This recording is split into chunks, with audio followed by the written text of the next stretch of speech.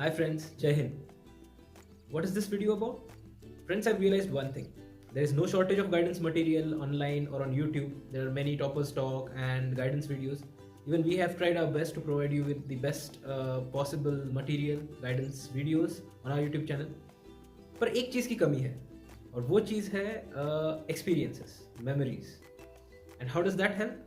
Friends, अगर आपके घर में या आपके पहचान में ऐसा कोई व्यक्ति हो जिसने यूपीएससी क्रैक कर रखी हो या जिसने यूपीएससी की पढ़ाई कर रखी हो, तो वो आपको एकदम एक छोटे भाई की तरह या छोटी बहन की तरह आपको समझा सकता है कि उनके एक्सपीरियंसेस क्या रहे हैं, राइट? बट जब आप टॉपर स्टॉक देखते हो या वीडियोस देखते हो यूट्यूब पे, तो उस चीज़ की कमी मुझे फील होती थी और मुझे लगता है आपको भी फील होती होगी। हम में से बहुत से लोग उतने लकी नहीं होते कि हमारे घर पे ऐसा कोई हो जो हमें एक फ्रेंड की तरह, एक बड़े भाई की तरह ये सारी चीज़ें बताए, ये डिटेल्स बताए अपनी जर्नी के। तो मैंने ये डिसाइड किया है कि मैं अपनी लाइफ के जो एक्सपीरियंसेस रहे हैं इस यूपीएससी जर्नी के दौरान, वो आप सबके साथ शेयर करूँगा। And I would also request my friends, colleagues and other officers to share their experiences with you जब भी उन्हें टाइम मिले। So friends, let's begin and I hope कि आपको ये सीरीज़ अच्छी लगेगी। जैसे आपने हमारी फ्रीक्वेंटली आस्क्ड क्वेश्चन सीरीज़ को पसंद किया है, वैसे ही ये जो सीरीज़ है एक्सपीरियंसेस की और मेमोरीज़ की, वो भी आपको पसंद आएगी। Let's begin. तो सबसे पहले दोस्तों हम बात करते हैं उस डेली स्ट्रगल की जो एक यूपीएससी एस्पिरेंट फेस करता है। Daily time table, daily schedule क्या होना चाहिए वो तो बहुत सारे टॉपर्स बताते हैं, राइट? पर वो डेली स्ट्रगल क्या होती है, वो हर दिन क्या फेस करते हैं, इसके बारे में मैं आपको थोड़ा सा बताना चाहता हूँ। फ्रेंड्स, जब हम पढ़ाई स्टार्ट करते हैं, जब यूपीएससी देने का हम डिसीजन लेते हैं, सब जोश में होते हैं, राइट? बहुत सारे टॉपर स्टॉक देखोगे या टॉपर से मिलोगे, उनके स्पीचेस सुनोगे एंड आप बहुत मोटिवेटेड रहते हो एंड शेड्यूल बनाते हो एक, and you start your study with all your enthusiasm. शुरुआत में आप अपने टारगेट्स अचीव भी कर लेते हो एंड देन यू फील कि यार मैं तो बहुत अच्छा कर रहा हूँ और इस बार तो बहुत अच्छा स्कोर आने वाला है मेरा, एंड कॉन्फिडेंस इतना बढ़ जाता है कि एक पॉइंट पे ऐसा लगने लगता है कि इस बार का टॉपर पता है ना कौन आएगा। बट देन धीरे धीरे ऐसा होता है कि आपका जो शेड्यूल है, आपका डेली शेड्यूल है, आप वो टारगेट्स मीट नहीं कर पाते, बहुत सारा मटेरियल पेंडिंग रहता जाता है, फिर रिवीजन ठीक से नहीं हो पाती एंड एग्जाम्स में, टेस्ट्स में मार्क्स भी कम आते हैं। फिर ये जो उस साल का टॉपर होने वाला था वो अपनी एक्सपेक्टेशंस लो करने लगता है। तो टॉपर से टॉप 10, फिर टॉप 100, फिर टॉप 500, टॉप 1000, और फिर तो बात यहाँ तक पहुँच जाती है कि भाई इस बार बस प्रीलिम्स निकल जाए, वो भी बहुत है, फिर मेंस और इंटरव्यू अगले अटेम्प्ट में देख लेंगे। ये होता है दोस्तों, ये मेरे साथ भी हुआ था एंड आई बिलीव बहुत से दूसरे टॉपर्स के साथ और एस्पिरेंट्स के साथ भी होता है। जब स्टार्ट किया था तो ऐसा लगता था कि इस बार तो फोड़ दूंगा, बट देन धीरे धीरे वो डर बैठने लगा, यू नो, सिलेबस कंप्लीट नहीं हो पा रहा था, मार्क्स अच्छे नहीं आते थे और रिविजन्स नहीं हो पाती थी। So then that phase comes जब आपकी पढ़ाई उतने अच्छे से नहीं हो पाती, राइट? एक पैच ऐसा आता है जब कई दिनों तक, यू नो, कई दिनों तक, I am not talking about 1 or 2 days, like एक हफ्ता, 2 हफ्ते बिल्कुल पढ़ाई अच्छे से नहीं हो पाती, एकदम स्लो हो जाती है एंड आपको फिर ऐसे लगने लगता है कि यार ये मेरे बस का नहीं है, ये बहुत टफ जा रहा है और मैं ऐसे कैसे सस्टेन कर पाऊँगा। दूसरों को देखते हो तो वो बहुत पढ़ रहे होते हैं और टॉपर स्टॉक्स या इंटरव्यूज़ देखते हो तो उसमें सब लोग बोलते हैं कि बी मोटिवेटेड, ये वो। कहाँ से लाऊं मोटिवेशन, पढ़ाई ही नहीं हो रही है, right? And it becomes a cycle, पढ़ाई नहीं होती है, फिर डिप्रेशन आता है, डिप्रेशन की वजह से पढ़ाई और नहीं हो पाती, मन नहीं लगता और डिप्रेशन आता है, सो दैट साइकिल कंटिन्यूज। और वो एक पैच ऐसे ही रहता है, I mean like some weeks पढ़ाई होती ही नहीं है। इस पैच में it is important to remember friends कि हमें बस सर्वाइव करना है। इस पैच में survival is victory, mark my word, survival is victory. इस पैच में बस आपको सर्वाइव करना है, जितना हो सके उतना पढ़ते जाना है। मैंने भी यही किया था। चाहे आपके टारगेट्स अचीव ना हो, बस छोड़ना नहीं है, बस थोड़ा थोड़ा करके पढ़ते जाना है। इस पैच के बाद ऐसा भी एक टाइम आता है जब रोज की पढ़ाई बहुत ही डिफिकल्ट लगने लगती है। Every morning I use to start with great enthusiasm, बहुत जोश होता है, जैसे साल की शुरुआत में रहता है वैसे हर मॉर्निंग की शुरुआत एकदम जोश के साथ होती है। आज क्या पढ़ना है वो टारगेट देखता था, उसको पढ़ने लगता था, राइट। एंड आफ्टरनून तक अच्छे से पढ़ाई करता था, फिर आफ्टरनून में खाना खा के एक छोटा सा नैप लेता था। रेगुलर था। मेरे को अपनी दोपहर की नींद इतनी प्यारी थी, इनफैक्ट अब भी प्यारी है, बट ऑफिस की वजह से हो नहीं पाता, बट इतनी प्यारी थी कि रात को भी उतनी अच्छी नींद नहीं आती। तो मैं वो नींद कभी मिस नहीं करता था, चाहे हाफ एन आवर की नींद क्यों ना हो। So half an hour so लेता था, 1 आवर सो लेता था खाना खाने के बाद। एंड देन जब उठता था तो I used to feel like एक नई एनर्जी सी आ गई है। एंड फिर फेज 2 स्टार्ट होता था वहाँ से पढ़ाई का। वो चलता था इवनिंग तक, इवनिंग 5-6 बजे तक। जैसे ही सनसेट होता है जैसे ही शाम होने लगती, वो एक सुनहरा टाइम होता है दिन का, जब पहले की जो लाइफ थी एस्पिरेंट के पहले की, उस लाइफ में हम क्या करते थे, बाइक निकाली, दोस्तों को बिठा के चल दिए, एकदम मज़े वाला टाइम होता था, ठंडी हवा, शाम का वक्त, माहौल ही अलग होता था। बट अब क्या कर रहे हैं हम? अब उस मौसम में we have locked ourselves in a room, buried ourselves in books, और बिल्कुल डिप्रेसिंग सा माहौल हो जाता है। और दिन भर पढ़ रखा है, अभी और बहुत पढ़ना है, थोड़ी सी थकान से भी हो रही होती है, और बाहर से आवाज़ें आ रही होती है, लोग घूम रहे हैं, कुछ ना कुछ चल रहा है बाहर, शाम का वक्त है। तो वो सबसे डिप्रेसिंग टाइम होता था उस पूरे दिन के दौरान। मेरे अपार्टमेंट में गैलरी हुआ करती थी, ठीक है, तो मैं जाके उस गैलरी में रुकता था, थोड़ा सा वहाँ टहल कर लेना, मतलब छोटी सी गैलरी थी, वहाँ जाके रुको, ताज़ी हवा दिल्ली में थोड़ा सा मुश्किल ही है, बट जो भी एक फ्रेश फील होता था वहाँ जाके। नीचे देखता था बच्चे क्रिकेट वगैरह खेल रहे होते थे, या यंगस्टर्स घूम रहे होते थे, तो उतना ही बस देख लिया, वापस आके बैठ गए पढ़ाई करने। वही एंटरटेनमेंट था लाइफ में। काफ़ी दिन यही चला। बाद में मैंने रोज़ 1 घंटा जिम जाना स्टार्ट कर दिया था, जो कि बहुत रिफ्रेशिंग था। I recommended to everyone. Exercise भी हो जाती है, दूसरे लोग भी मिलते हैं, और एक रियलाइजेशन भी होता है कि यूपीएससी के बाहर भी एक दुनिया है, और सारे लोग दुनिया के यूपीएससी ही नहीं कर रहे, और यूपीएससी किए बिना भी लोग सक्सेसफुल होते हैं। तो वो थोड़ा सा रियलाइज़ होता था, दूसरी बातें होती थी जिम में, तो थोड़ा सा it use to feel good. But वो बाद में स्टार्ट हुआ, वो रियलाइजेशन मुझे बाद में आया कि ऐसा कर सकते हैं। क्योंकि कैसा होता था, जिम लगा भी लोगे ना तो ऐसा फील होता है कि यार बहुत टाइम पास कर रहा हूँ। उस एक दो बात 1 घंटे की नहीं है। सी, जिम तो 1 घंटे की होगी, पर वो रेडी होना, जाना, वहाँ जिम करके आना, फिर थकान होगी, बहुत नाटक है, राइट। तो ऐसे लगता था कि यार इतना टाइम पास कर रहा हूँ, बाकी के मेरे फ्रेंड्स पढ़ रहे होंगे, बाकी के कॉम्पिटिटर्स पढ़ रहे होंगे, तो मैं पीछे रह जाऊँगा। बट देन आई रियलाइज कि मैं वैसे भी उस टाइम पे पढ़ नहीं रहा होता था, ठीक है, मेरा ध्यान दिमाग कहीं और ही रहता था। तो I thought it's better to go to the gym, right, better to start exercising, and it was a good decision.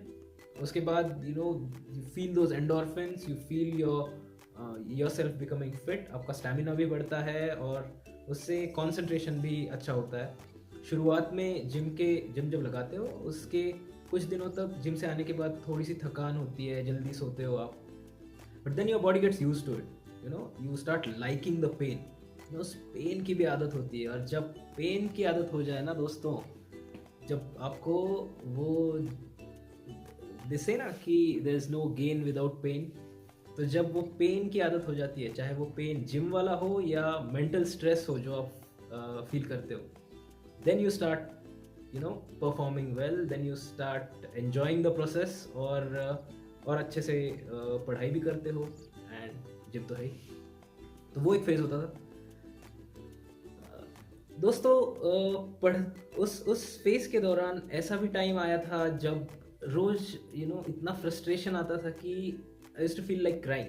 There is no shame in accepting that, क्योंकि हर एस्पिरेंट उस फेज से जाता है। बहुत फ्रस्ट्रेटिंग होता है, बहुत ज़्यादा। And you start doubting your decisions. आपको लगता है कि क्या मेरा डिसीजन सही था, क्या जो भी मैं छोड़ के आया हूँ या जो अपॉर्चुनिटी कॉस्ट है जो मैं दूसरी चीज़ें करने वाला था क्या वो कर लेता. फिर कंपैरिजन्स होती हैं, आप सोशल मीडिया खोलते हो तो आप देखते हो आपके फ्रेंड्स दूसरी बहुत सारी फील्ड्स में आगे बढ़ चुके हैं और आप बैठ के पढ़ रहे हो, तो काफ़ी फ्रस्ट्रेटिंग होता है. Then there are expectations, family की एक्सपेक्टेशंस, फ्रेंड्स की एक्सपेक्टेशंस, दुनिया भर में ढिंडोरा पीट रखा होता है. आपने किया था या नहीं पता नहीं, मैंने तो कर रखा था, सबको बोल रखा था. क्योंकि वो स्टार्टिंग वाला फेज़ याद है जिसमें मैं एकदम रैंक 1 आने वाला था, topper, right, first attempt rank 1 वाला कॉन्फिडेंस. उसमें मैंने सबको बोल दिया कि तुम्हारा भाई पढ़ रहा है और देखो इस बार तो निकाल ही देगा. बाद में रियलाइज़ हुआ कि ये कितनी बड़ी गलती थी. फिर वही लोग वापस फ़ोन करके मुझसे पूछते रहते, बन गए कलेक्टर? और मेरे पास जवाब नहीं होता. तो उस एक्सपेक्टेशन का प्रेशर रहता है. बट फ्रेंड्स, एंड और एक बात, ये चीज़ किसी के साथ शेयर भी नहीं कर सकते. मतलब यू मस्ट बी लकी अगर आपके साथ ऐसा कोई हो जिसके साथ आप ये सब शेयर कर सकते हो. But most of us can't share it. भले ही परिवार आपका साथ में हो और बहुत सपोर्टिव हो, फिर भी ये सारी बातें शेयर करके उनको स्ट्रेस देना नहीं चाहते हम, या दूसरों को अपनी वो वल्नरेबल साइड नहीं दिखाना चाहते. It makes us feel weak, right.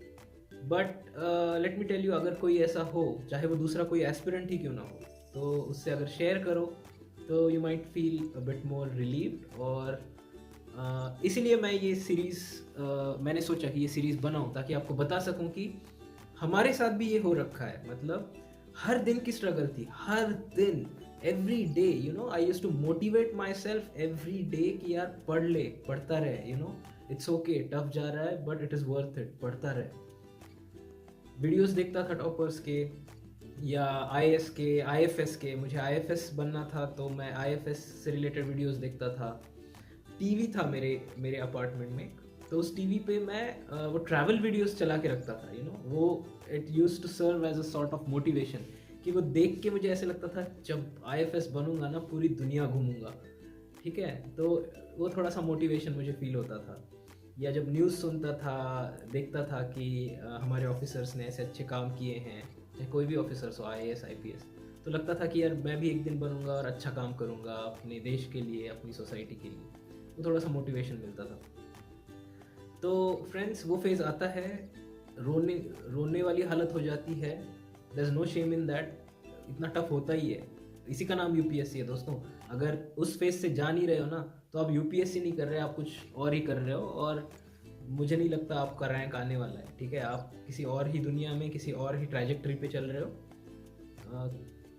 But अगर आपके साथ ये सब हो रहा है तो जस्ट होल्ड ऑन. ये सब हमारे साथ भी हुआ था और इसके बाद ही जीत हासिल होती है. Trust me on that. And finally ये जो स्ट्रेस है, ये जो पेन है, ये धीरे धीरे धीरे बढ़ता जाता है. एंड इसका पीक आता है एग्ज़ाम के कुछ दिन पहले, राइट. एंड स्पेशली जब एग्ज़ाम से रिलेटेड कोई अनसर्टनिटी हो, जैसे अभी चल रही है एग्ज़ाम के डेट से रिलेटेड अनसर्टनिटी, कभी कभी एग्ज़ाम के रिक्वायरमेंट्स, क्राइटेरिया से रिलेटेड अनसर्टनिटी, कभी एज की ही अनसर्टनिटी हो जाती है, कभी सीसैट से रिलेटेड हो जाती है. That doesn't help at all, right. And again वो बहुत स्ट्रेसफुल और फ्रस्ट्रेटिंग टाइम होता है. बट इस टाइम पे अगर आपके साथ कोई मेंटर हो या कोई टीचर हो या कोई कैंडिडेट हो, एस्पिरेंट हो, या ऐसा व्यक्ति हो जिसने एग्ज़ाम क्लियर कर रखी हो, तो it kind of helps. You know, they'll tell you that yes, you don't have to worry about all these things. You know, just focus on your studies और बस अपनी रिविजन्स करते रहो, अपने स्मॉल जो टारगेट्स हैं वो अचीव करते रहो. And it helps.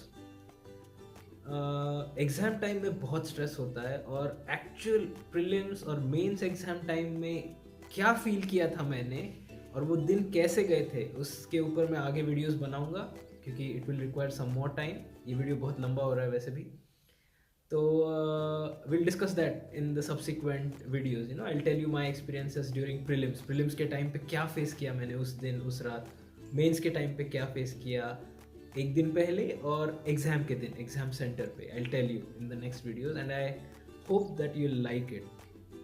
बस जाने से पहले इतना कहना चाहता हूँ कि ये जो स्ट्रेसफुल टाइम है, you have to take it one day at a time. एक रोज का शेड्यूल बनाओ, चाहे कंप्लीट ना भी हो तो अगले दिन उसको रीप्लान करो, जो भी पेंडिंग है उसको ऐड करो. इट्स ओके, वो पेंडिंग होता ही जाता है, अब चाहे जितना ट्राई करो वो पेंडिंग होगा ही. बट डरना नहीं है, सबके साथ ही होता है, हमारे साथ भी हुआ था. डरना नहीं है. मैं तो आई टेल यू, हर दिन प्लानिंग करने में मेरा आई थिंक आधा एक घंटा चला जाता था. मतलब पिछला प्लान कवर नहीं होगा और वो पेंडिंग अगले प्लान पे आ जाएगा, तो मैं फिर से वो सब पेपर्स फाड़ देता था एंड नया प्लान बनता था. मुझे प्लान्स बनाने की ही आदत लग गई थी और अच्छा फील होता था जब प्लान देखता था. आई यूज्ड टू फील ठीक है, आज इतना कवर हो गया तो सही है, मैं फिर से टॉपर आऊँगा, राइट. बट वो प्लान फिर अचीव नहीं हो पाता था एंड फिर थोड़ा डिप्रेशन, फिर अगले दिन नए जोश के साथ नया plan and the cycle continue. But that is how you have to do it. ठीक है, one day at a time, बिना हार माने, and just keep doing it, right. Okay friends, I hope आपको ये छोटा सा एक्सपीरियंस और ये सीरीज़ का ये स्टार्टिंग एपिसोड पसंद आया हो. And I will keep sharing other experiences, छोटी छोटी बातें, एंड आई होप कि आप उससे रिलेट कर सकते हो. आप मुझे कमेंट्स में बताइए कि आपको कैसा लगा. एंड मैं ऐसे ही अपनी और अपने जो बाकी बैचमेट्स हैं, फ्रेंड्स हैं, उनसे कहूँगा कि अपने एक्सपीरियंसेस शेयर करें. बहुत बार काम जब बढ़ जाता है तो हम आपके साथ इंटरेक्ट नहीं कर पाते, बट आई लाइक इट, आपके साथ इंटरेक्ट करना मुझे अच्छा लगता है. वीडियोस बनाता हूँ, फिर कमेंट्स जब आते हैं तो जब टाइम मिले उनको देखता हूँ. I can't reply to every comment, but अच्छा लगता है देख के कि आपको हेल्प हो रही है. Okay friends, I hope you liked it. Write down in the comments and let me know. Okay, bye bye, take care, Jai Hind.